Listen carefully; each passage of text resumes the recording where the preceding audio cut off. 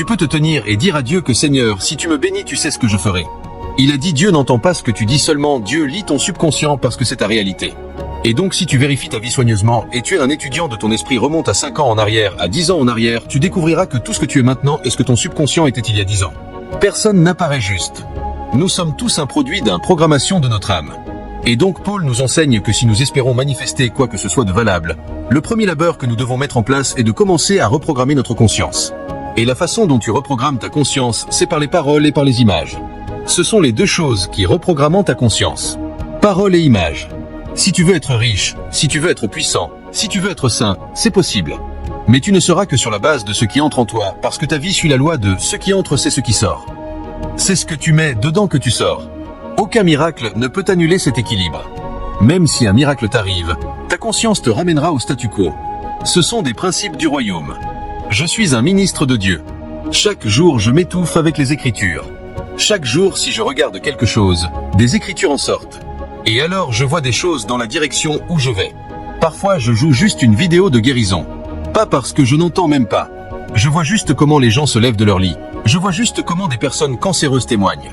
Ce que je fais, c'est que j'essaie de faire de cela ma réalité. Et si je le fais après longtemps, si je vois une personne paralysée, la première chose qui m'arrivera ne sera pas la peur, parce que mon esprit absorbe cette réalité jusqu'à ce qu'elle devienne ma possibilité. Et si tu le fais pendant longtemps, les gens que tu vois le faire, ils quitteront la scène. Tu commenceras à te voir le faire. Tu commences à changer ton monde. C'est ainsi que la manifestation vient. Tu es un homme d'affaires. Si tu ne regardes pas un homme d'affaires pieux qui réussit jusqu'à ce que tu commences à penser seulement possibilité, ton esprit sera une montagne que tu ne graviras jamais. Parce que la première loi de la manifestation est la loi de la conscience. Tu n'es pas qui tu dis que tu es. Tu es qui tu penses que tu es. C'est pourquoi tu peux donner 1 milliard à une personne mentalement pauvre. Vérifie-le après 2 ans.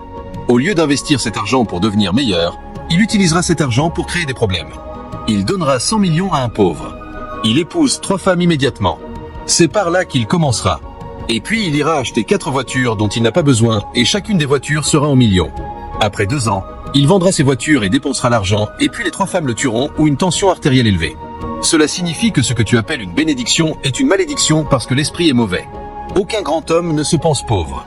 Aucun homme en bonne santé ne se pense malade. Aucun homme miraculeux ne se pense impuissant. Une personne moyenne avec une mentalité médiocre appellera cela de l'orgueil.